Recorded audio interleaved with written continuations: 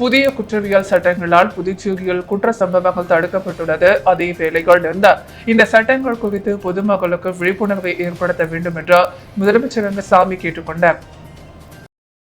மத்திய அரசால் கொண்டுவரப்பட்ட 3 குற்றவியல் சட்டங்கள் அமல்படுத்தப்பட்டதன் முதலாம் ஆண்டு நிறைவு விழா புதுச்சேரி கம்பன் கலையரங்கில் நடைபெற்றது.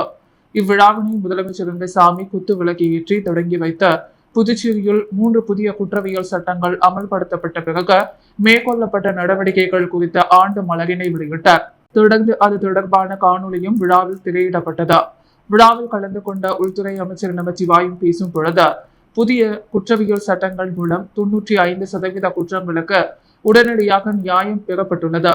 குற்றங்கள் இல்லாத புதுச்சேரியை உருவாக்குவதற்கு அரசு அனைத்து முயற்சிகளையும் மேற்கொண்டு வருவதாகவும், காவல்துறையில் பணியாற்றும் அதிகாரிகளுக்கு பதவி உயர்வு வழங்க மத்திய அரசு ஒப்புதல் அளித்துள்ளது. அதன் அடிப்படையில் விரைவில் பதவி உயர்வு வழங்கப்பட உள்ளதாகவும் தெரிவித்தார். தொடர்ந்து பேசிய முதலமைச்சர் ரங்கசாமி, புதுச்சேரி மாநிலத்தை தினம்தோறும் அமைதியாக வைத்திருக்க மனம் தளராமல் பாடுபடும் காவல்துறையினருக்கு நன்றி தெரிவித்தார். காவல்துறையில் உள்ள அனைத்து இடங்களும் நிரப்பப்பட்டு தேவையான அளவுக்கு காவலர்கள் பணியில் இருக்கிறார்கள். நீதித்துறை நவீனமயமாக்கப்படுவது என்பது தற்போது தேவையாக உள்ளது, கட்டாயமாகவும் உள்ளது என்று குறிப்பிட்ட அவர், குழந்தைகள் பெண்கள் பாதிக்கப்படும் பொழுது காவல் நிலையம் செல்லாமல் புகார் கொடுக்கும் வசதிகளை புதிய சட்டங்கள் ஏற்படுத்தி கொடுத்திருக்கிறது. குற்றவியல் சட்டம் பயன்படுத்தி ஓராண்டு நிறைவான நிலையால் குற்றச்சம்பவங்கள் தடுக்கப்பட்டிருக்கிறது. உடனுக்குடன் தண்டனை வாங்கி கொடுக்கப்பட்டுள்ளது. இது போன்ற கடுமையான சட்டங்களால் குற்றங்கள் குறைவதற்கான வாய்ப்பு ஏற்பட்டுள்ளது. அதே வேளையில் இந்த சட்டங்கள் பற்றி பொதுமக்களுக்கு விழிப்புணர்வை ஏற்படுத்த வேண்டும் என்று ரங்கசாமி கேட்டுக்கொண்டார். விழாவில் சட்டப்பேரவை தலைவர் செல்வம், உள்துறை அமைச்சர் நமச்சிவாயம், பொதுப்பணித்துறை அமைச்சர் லட்சுமி நாராயணன், சட்டமன்ற உறுப்பினர் அனிபால் கென்னடி, புதுச்சேரி டிஜிபி ஷாலினி சிங், தலைமை செயலர் சரத் சௌகாட் உள்ளிட்ட காவல்துறை உயர் அதிகாரிகள், காவலர்கள், பொதுமக்கள் என அனைவரும் திரளாக கலந்து கொண்டனர். புதிய தொழிலாளர் சட்டங்களை திரும்ப பெற வேண்டும், அமைப்பு சாரா தொழிலாளர்கள் நல வாரியத்தை செயல்பாட்டுக்கு கொண்டு வர வேண்டும் போன்ற பல்வேறு கோரிக்கைகளை வலியுறுத்தி அனைத்து தொழிற்சங்கங்கள் சார்பில் வரும் 9ஆம் தேதி பந்த் போராட்டம் நடைபெற உள்ளது. நாட்டில் உள்ள அனைத்து மத்திய தொழிற்சங்கங்கள் மற்றும் தொழில் வாரிய கூட்டமைப்புகள் கடந்த மார்ச் 13ஆம் தேதி டெல்லியில் கூடி தொழிலாளர்களின் தேசிய பேரவை கூட்டத்தை கூட்டினர். இந்த பேரவை கூட்டத்தில் தொழிலாளர்கள் சந்திக்கக்கூடிய பிரச்சனைகள் குறித்து விவாதிக்கப்பட்டது.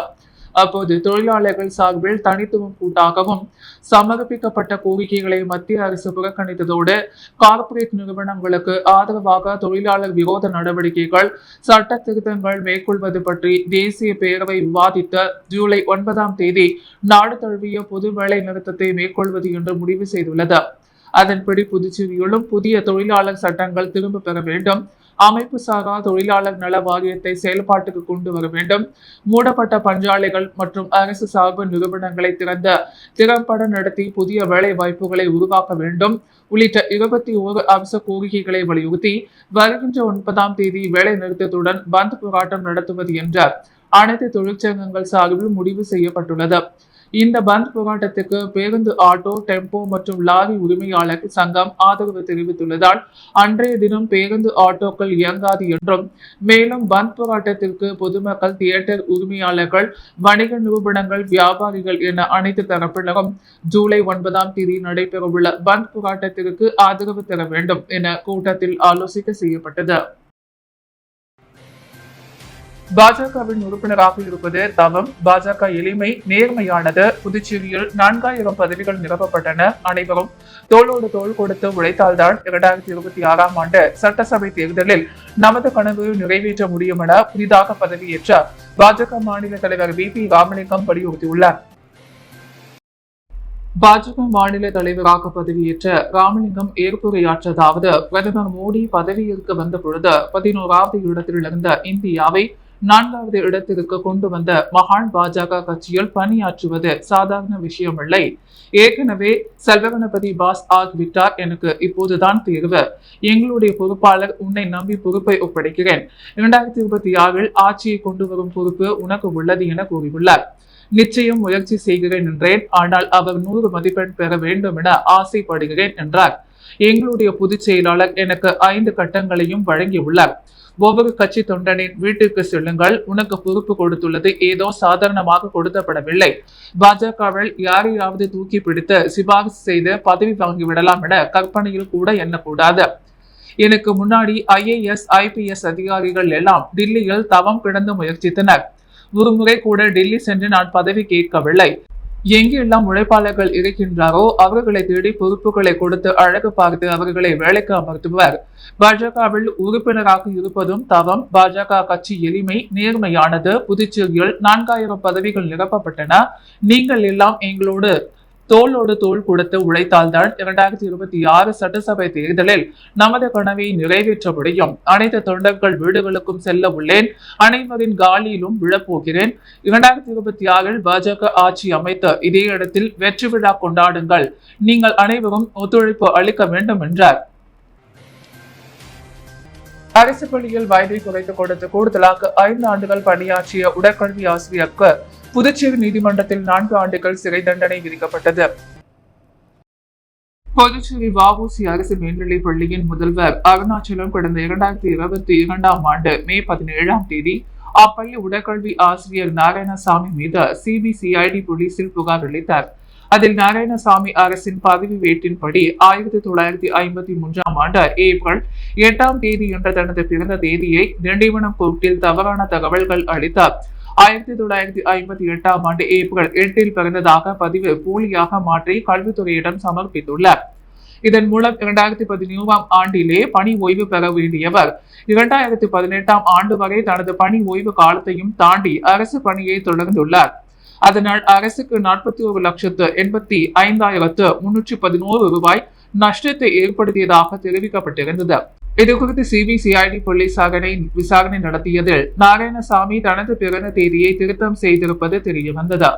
இதையடுத்து அவர் மீது பொது ஊழியருக்கு தவறான தகவல் அளித்தல், பொய் சாட்சியம் அளித்தல், ஏமாற்றும் நோக்கில் பொய்யான ஆவணம் தயாரித்தல் உள்ளிட்ட 6 பிரிவுகளின் கீழ் வழக்கு பதிந்து புதுச்சேரி தலைமை குற்றவியல் கோர்ட்டில் வழக்கு தொடர்ந்தனர்.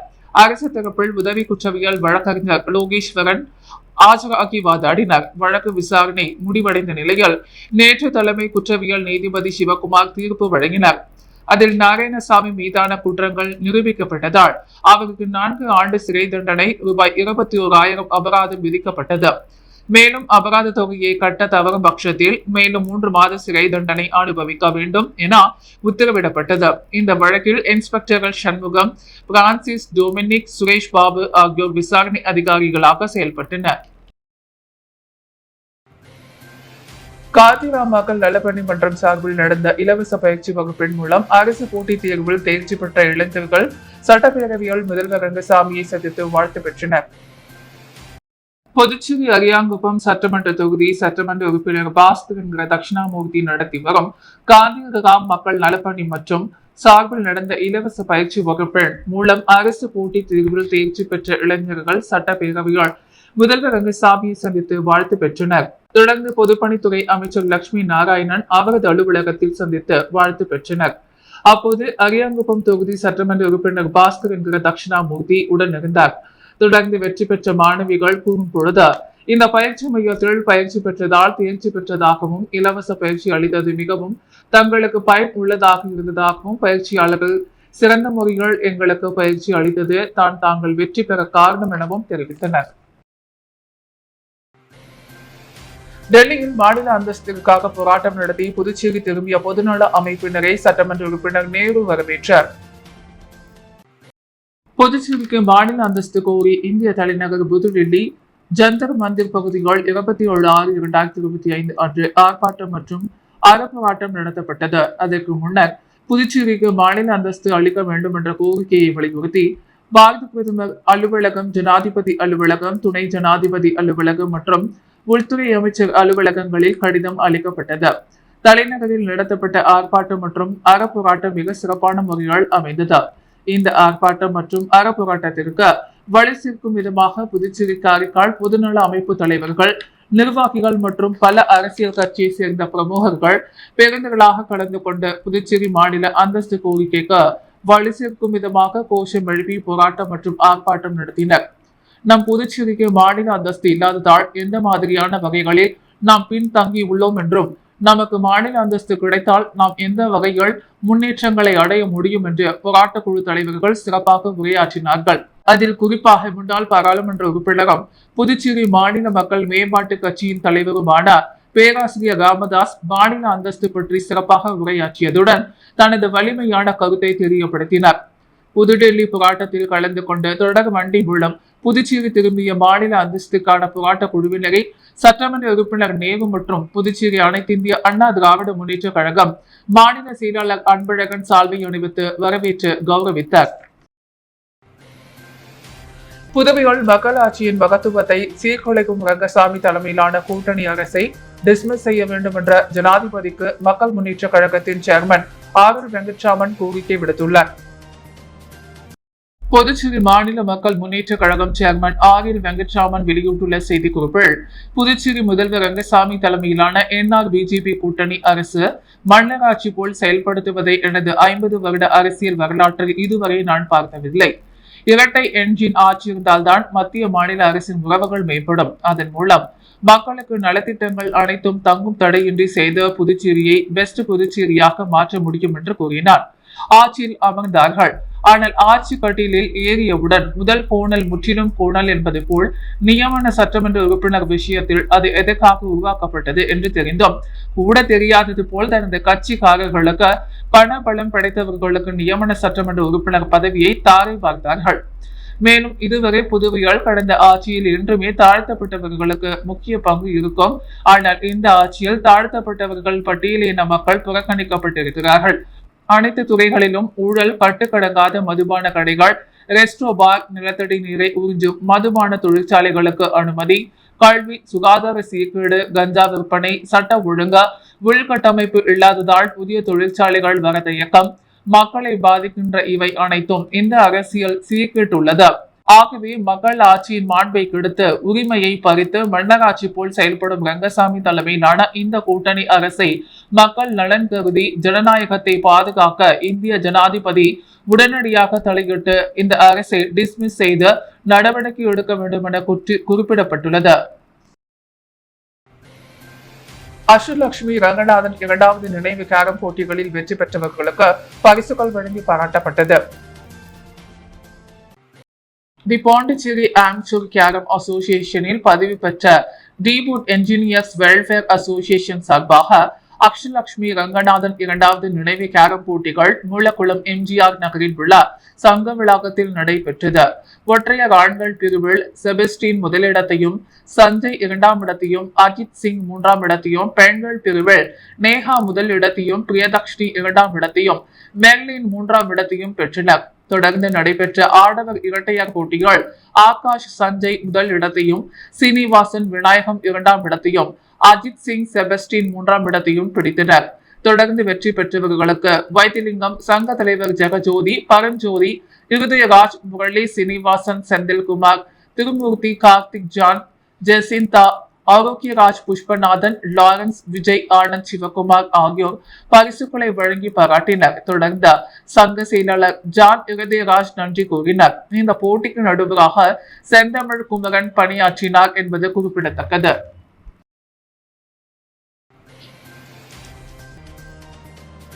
உப்பிளம் தொகுதிகள் வளர்ச்சி பணிகள் குறித்து பொதுப்பணித்துறை செயற்பொறியாளர் ஸ்ரீனிவாசனை சட்டமன்ற உறுப்பினர் அனிபால் கன்னடி சந்தித்து ஆலோசனை நடத்தினர். புதுச்சேரி உப்பிளம் தொகுதிகள் வளர்ச்சி பணிகள் குறித்து பொதுப்பணித்துறை செயற்பொறியாளர் ஸ்ரீனிவாசன் சட்டமன்ற உறுப்பினர் அனிபால் கன்னடி சந்தித்து ஆலோசனை நடத்தினார். அதில் அம்பேத்கர் சாலையில் உள்ள செயின்ட் மத்தியாஸ் மேல்நிலைப் பள்ளி அருகே உள்ள யூ வடிவ வாய்க்காலில் ஏற்பட்ட அடைப்புகளை உடனடியாக தூர்வார வேண்டும், காந்தி வீதி, சுப்பையா சாலை, ஆம்பூர் சாலை, பாரதி மில் ரோடு உள்ளிட்ட பகுதிகளில் உள்ள யூ வடிவ வாய்க்கால்கள் மற்றும் துறைமுக இணைப்பு சாலையின் நேதாஜி நகர் பின்புறம் பாதி விடுபட்ட சாலை அமைக்கும் பணியை விரைந்து முடிக்க வேண்டும். அப்துல் கலாம் குடியிருப்பு பகுதிகள் 4 குடியிருப்புகள் அமைக்கும் பணியினை விரைவில் துவங்க வேண்டும். பெரியப்பள்ளி வீரர் வெள்ளி பகுதி, வாபூசி வீதி, மோரிசன் வீதி, அப்பாவு மேஸ்திரி வீதி, பாண்டியன் லத்தீப் சந்து, பொன்னியக்குட்டி வீதி, சந்தா சாகித் வீதி, நைதியப்பா வீதி ஆகிய பகுதிகளில் சிமெண்ட் சாலை அமைக்க வேண்டும். மேலும் வானகப்பேட்டை பகுதியில் சாலை அமைக்கும் பணிகளை விரைவில் நிறைவு செய்ய வேண்டும் உள்ளிட்ட கோரிக்கைகளை வலியுறுத்தினர். சட்டமன்ற உறுப்பினர் கோரிக்கையை ஏற்று வாய்க்கால் தூர்வாரும் பணிகள் ஒரு வாரத்திற்குள் முடிக்கப்படும், மற்ற பணிகள் அனைத்தும் விரைவில் துவங்கப்படும் என உறுதியளித்தார். இதில் தொகுதி துணை செயலாளர் ராஜி, கிளை செயலாளர்கள் செல்வம், ராகேஷ் உடனிருந்தனர். புதுச்சேரி ஐஸ்வர்யா கருத்தரித்தல் மையத்தில் சிகிச்சை பெற்று வந்த கர்ப்பிணி பெண் வயிற்றில் இருந்த 5 மாத இரட்டை குழந்தைகள் சிகிச்சை பலனின்றி உயிரிழந்ததால் பெற்றோர்கள் மற்றும் உறவினர்கள் மருத்துவமனையை முற்றுகையிட்டு போராட்டத்தில் ஈடுபட்டதால் பரபரப்பு ஏற்பட்டது. புதுச்சேரி கம்பன் நகர் பகுதியைச் சேர்ந்தவர் பிரசாந்த், வயது 34. இவரது மனைவி சுமதி, வயது 33. இவர்களுக்கு திருமணமாகி 8 வருடங்களாகி குழந்தை இல்லாததால் ஐஸ்வர்யா கருத்தரித்தல் மையத்திற்கு குழந்தை பேருக்கான சிகிச்சை பெற்று வந்துள்ளனர். இந்நிலையில் இவர்களுக்கு நவீன கருத்தரித்தல் சிகிச்சை மூலம் சிகிச்சை அளிக்கப்பட்ட நிலையில் 8 வருடங்களுக்கு பிறகு சுமதி கர்ப்பமாகி இரட்டை குழந்தை உருவாகியுள்ளது. தொடர்ந்து ஐஸ்வர்யா கருத்தரித்தல் மைய மருத்துவமனைகள் சிகிச்சை பெற்று வந்த சுமதிக்கு திடீரென பணிக்கூடம் உடைந்த நிலையில் மருத்துவமனைக்கு கொண்டு வந்துள்ளனர். அங்கு அவருக்கு 1 வார காலம் சிகிச்சை அளித்த ஐஸ்வர்யா மருத்துவமனை மருத்துவர்கள் ஒரு குழந்தை கர்ப்பப்பையில் இறந்து விட்டதாக கூறியுள்ளனர். மேலும் ஒரு குழந்தை நலமாக இருப்பதாகவும் தெரிவித்ததை தொடர்ந்து அதனை காப்பாற்ற சிகிச்சை அளித்து வருவதாக கூறிய மருத்துவர்கள் திடீரென தங்களிடம் போதிய வசதி இல்லாததால் ஜிப்மர் மற்றும் பிம்ஸ் மருத்துவமனைக்கு அழைத்து செல்லுமாறு சுமதி கணவர் பிரசாத்திடம் தெரிவித்துள்ளனர். இதனால் ஆத்திரமடைந்த பிரசாத், பல லட்சம் செலவு செய்துள்ளேன், திடீரென வேறு மருத்துவமனைக்கு அழைத்து செல்ல சொன்னால் எப்படி என வாக்குவாதம் செய்துள்ளார். ஆனால் அவரை சமாதானம் செய்த மருத்துவர்கள் ஜிப்மர் மருத்துவமனைக்கு அனுப்பி வைத்துள்ளனர். அங்கு பரிசோதனை செய்த மருத்துவர்கள் ஏற்கனவே ஒரு குழந்தை இறந்துவிட்டதாகவும் கர்ப்பப்பையில் உள்ள குழந்தையும் ஆபத்தான நிலையில் இருப்பதாகவும் தெரிவித்தனர். தொடர்ந்து மற்றொரு குழந்தையும் இறந்துவிட்டது. இதனால் ஆத்திரமடைந்த பிரசாத் மற்றும் உறவினர்கள் ஐஸ்வர்யா கருத்தரித்தல் மைய மருத்துவமனையை முற்றுகையிட்டு போராட்டத்தில் ஈடுபட்டனர். இதில் உழவர்கரை தொகுதி சட்டமன்ற உறுப்பினர் சிவசங்கரன், முன்னாள் அமைச்சர் பன்னீர்செல்வம் உட்பட 100க்கும் மேற்பட்டோர் கலந்து கொண்டனர். தொடர்ந்து சம்பவம் குறித்து தகவல் அறிந்து வந்த ரெட்டியார்பாளையம் போலீசார் மருத்துவமனையின் வாயில் கதவை பூட்டி உறவினர்களை தடுத்து நிறுத்தினர். ஆனால் போராட்டத்தில் ஈடுபட்ட உறவினர்கள் போலீசாரின் தடுப்புகளை மீறி உள்ளே நுழைந்த முற்றுகை போராட்டத்தில் ஈடுபட்டனர். தொடர்ந்து போலீசார் பேச்சுவார்த்தை நடத்தியதன் பெயரில் போராட்டத்தை கைவிட்டு அனைவரும் கலைந்து சென்றனர். இதனால் அப்பகுதியில் பெரும் பரபரப்பு ஏற்பட்டது. திருபுவனை சின்னப்பேட் பகுதியில் 9.5 பவுண்ட் நகை திருட்டில் ஈடுபட்ட வாலிபரை காவல்துறையினர் கைது செய்து சிறையில் அடைத்தனர். திருபுவனை காவல் நிலையத்துக்கு உட்பட்ட திருபுவனை சின்னப்பேட்டை பகுதியைச் சேர்ந்த கீதா என்பவர் கடந்த 28/12/2021 ஆண்டு ஒரு திருமண நிகழ்ச்சிக்கு செல்லும் பொழுது வீட்டில் இருந்த நெக்லஸ், செயின், வளையல் மற்றும் பிற தங்க ஆபரணங்களை அணிந்து சென்றுவிட்டு விழா முடிந்து மீண்டும் வீடு திரும்பி அன்று காலை 10 மணிக்கு வீட்டில் உள்ள பீரோவில் நகைகளை அவிழ்த்து வைத்துள்ளார்.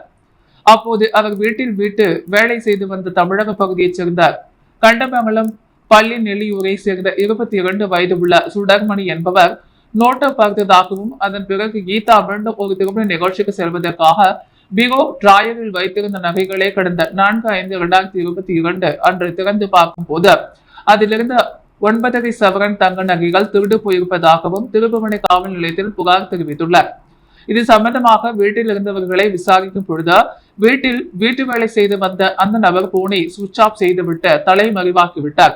அதன் பிறகு தொடர்ந்து அவரை உறவினர் வீடுகளில் தேடி பார்த்த பொழுது அவர் தலைமறைவாக இருப்பதாகவும் தொடர்ந்து அவரை தேடி வந்த நிலைகள் கடந்த 2 தினங்களாக திருபுவனை பெரிய பேட் பகுதிகள் அந்த நபர் வந்து செல்வதாக தகவல் கிடைத்தது. உடனே திருபுவனை காவல் நிலையத்தில் ரூபாய் 5 லட்சம் மதிப்புள்ள தங்க நகைகள் திருட்டு சம்பந்தமாக காவல் நிலைய அதிகாரி உதவி ஆய்வாளர் கதிரேசனிடம் புகார் கொடுத்ததன் பெயரில் அந்த நபருக்கு எதிராக திருட்டு வழக்கு பதிவு செய்யப்பட்டு விசாரணை செய்ததில் அந்த நபர் பெரியபேட் பகுதிக்கு நேற்று மாலை வந்தபோது அவரை பிடித்து கைது செய்து காவல் நிலையம் அழைத்து வந்து விசாரித்ததில் அவர் குற்றத்தை ஒப்புக்கொண்டு கீதா வீட்டில் திருடிய தங்க நகைகளை திருபுவனை பாளையத்தில் உள்ள ஒரு நகை அடகு கடையிலும் மற்றும் நெல்லுமண்டி சந்து நகை கடை பகுதியில் அடகு வைத்துள்ளதை தெரிவித்தார். அதன் பெயரில் நகை அடகு கடையில் சென்று அடையாளம் காட்டி அங்கு கீதா வீட்டில் சுமார் 5 லட்சம் மதிப்புள்ள திருட்டு போன 9.5 பவுண்ட் தங்க நகைகள் மீட்டு கைப்பற்றி எதிரி சுடர்மணியை குற்றவியல் நீதிமன்றத்தில் ஆஜர்படுத்தி காலாப்பட்டு மத்திய சிறையில் அடைத்தனர். இவ்வழக்கில் துரிதமாக செயல்பட்ட திருபுவனை காவல் நிலைய அதிகாரி உதவி ஆய்வாளர் கதிரேசன் மற்றும் குற்றப்பிரிவு காவலர்கள் அசோக் மற்றும் சத்தியமூர்த்தி ஆகியோர்களை அப்பகுதி மக்கள் வெகுவாக பாராட்டினர். பாஜக தலைவராக பதவியேற்ற VP ராமலிங்கத்திற்கு சபாநாயகர் செல்வம் பொன்னாடை போற்றி பூங்கொத்து கொடுத்து வாழ்த்து தெரிவித்தார். புதுச்சேரி மாநில பாஜக தலைவராக முன்னாள் சட்டமன்ற உறுப்பினர் வி ராமலிங்கம் பதவியேற்றார். இதனையடுத்து முத்துமாரியம்மன் கோவில் வீதியில் உள்ள அவரது இல்லத்தில் சபாநாயகர் செல்வம், பொதுப்பணித்துறை அமைச்சர் லட்சுமி நாராயணன் மற்றும் பாரதிய ஜனதா கட்சியைச் சேர்ந்த முக்கிய நிர்வாகிகள், பல்வேறு தொழில் அதிபர்கள் கலந்து கொண்டு அவருக்கு பொன்னாடை போற்றி பூங்கொத்து கொடுத்து வாழ்த்துக்களை தெரிவித்தனர். அரியாங்குப்பம் பிபிசி நகர் ஸ்ரீ முத்துமாரியம்மன் ஆலய 70ஆம் ஆண்டு செடல் உற்சவத்தில் முன்னாள் சேர்மன் ஆனந்தன் பங்கேற்று சுவாமி தரிசனம் செய்தார். அரியாங்குப்பம் பிபிசி நகரில் எழுந்துள்ள அருள்மிகு ஸ்ரீ முத்தாளம்மன் ஆலயத்தின் 70ஆம் ஆண்டு செடல் உற்சவம் கடந்த வாரம் கொடியேற்றத்துடன் துவங்கியது. தொடர்ந்து நேற்று மாலை ஸ்ரீ ஐயனாரப்பன் பூரணி பொற்களை மற்றும் வீரன் சுவாமிகள் வீதி விழா காட்சி நடைபெற்றது. இதில் முன்னாள் சேர்மன் ஆனந்தன் கலந்து கொண்டு சுவாமி தரிசனம் செய்து விழா குழுவினர் என்பதற்கும் மேற்பட்டவர்களுக்கு இலவச வேட்டி துண்டினை வழங்கினார். இதில் ஆலய விழா குழுவினர் சார்பில் அவருக்கு மாலையிட்டு மரியாதை செய்யப்பட்டது. அதனைத் தொடர்ந்து இன்று காலை இவ்வாலயத்தில் உள்ள அம்மனுக்கு சிறப்பு அபிஷேக ஆராதனைகள் நடைபெற்ற சங்கராபரணி நதிக்கரையால் புனித நீர் திரட்டி கரகம் ஜோடிக்கப்பட்ட அரியாங்குப்பம் காவல் நிலையம் அருகே உள்ள ஸ்ரீ ஏழைமுத்து மாரியம்மன் ஆலயத்தில் பக்தர்களுக்கு அழகு குத்தி சடல் தரித்து அரியாங்குப்பம் முக்கிய வீதிகள் வழியாக வீதி உலா சென்று ஆலயம் வந்தடைந்தனர். அதனைத் தொடர்ந்து ஸ்ரீ முத்தாளம்மனுக்கு பால் சாகை வாழ்த்து நிகழ்ச்சியும் நடைபெற்றது. இதில் ஏராளமான பக்தர்கள் கலந்து கொண்டு சுவாமி தரிசனம் செய்து வழிபட்டனர். இவ்விழாவுக்கான ஏற்பாடுகளை ஆலய விழா குழுவினர், அரியாங்குப்பம் பிபிசி நகர் கிராமவாசிகள் மற்றும் கிராம பஞ்சாயத்துதாரர்கள், இளைஞர்கள் சிறப்பாக செய்திருந்தனர். புதுச்சேரி காரைக்காலில் சிறை அலங்கார நிலைய உரிமையாளர்கள் நலசங்கம் நிர்வாகிகளின் ஆலோசனை கூட்டம் தமிழ்ச்சங்கத்தில் நடைபெற்றது. புதுச்சேரி வெங்கடா நகரில் உள்ள தமிழ்ச்சங்கத்தில் புதுச்சேரி காரைக்கால் சிறை அலங்கார நிலைய உரிமையாளர்கள் நலசங்கம் நிர்வாகிகளின் ஆலோசனை கூட்டம் மற்றும் புதுச்சேரி காரைக்கால் மருத்துவ நாவிதர் குல மரபினர்கள் தலைமை சங்க நிர்வாகிகளின் ஆலோசனை கூட்டம் நடைபெற்றது. இக்கூட்டத்தில் கௌரவ தலைவர் சேகர் என்கிற முருகேசன், தலைவர் ராஜா, செயலாளர் அருண்குமார், பொருளாளர் ராஜசேகர், சட்ட ஆலோசகர் சரவணன் மற்றும் கௌரவ தலைவர் கலிய பெருமாள், தலைவர் காசிநாதன், செயலாளர் தரணி, செல்வம், பொருளாளர் தனிகாச்சலம் உள்ளிட்ட பலர் கொண்டாடினர். இக்கூட்டத்தில் 2 சங்கத்திலும் புதிய நிர்வாகிகள் தேர்வு செய்யப்பட்ட இனி இவர்கள் தொடர்ந்து செயலாற்ற இப்பொழுதுக்கு மூலம் தீர்மானிக்கப்பட்டது. மேலும் புதிய உறுப்பினர்கள் சேர்ப்பது, தொகுதி வாரியாக புதிய நிர்வாகிகளை சீரமைப்பது, அடையாள அட்டை வழங்குவது, மாத சந்தா வசூலிப்பது, சிறை அலங்கார தொழில் பாதிக்கும் வகையில் சில கார்ப்பரேட் செலவுகள் செயல்படுவதால் அதனை சீர்படுத்த கண்டனம் தெரிவித்து போராட்டம் செய்வது தொடர்பாக தீர்மானிக்கப்பட்டது. புதுவையின் அன்றாட நிகழ்வுகளை காண பாண்டி ஹெட்லைன்ஸ் யூடியூப் சேனலை சப்ஸ்கிரைப் பண்ணுங்க. தொடர்ந்து எங்களுடன் இணைந்திருக்க பக்கத்தில் உள்ள பெல் பட்டனை பிரஸ் பண்ணுங்க, லைக் பண்ணுங்க, ஷேர் பண்ணுங்க. என்றும் உங்களுடன் பாண்டி ஹெட்லைன்ஸ்.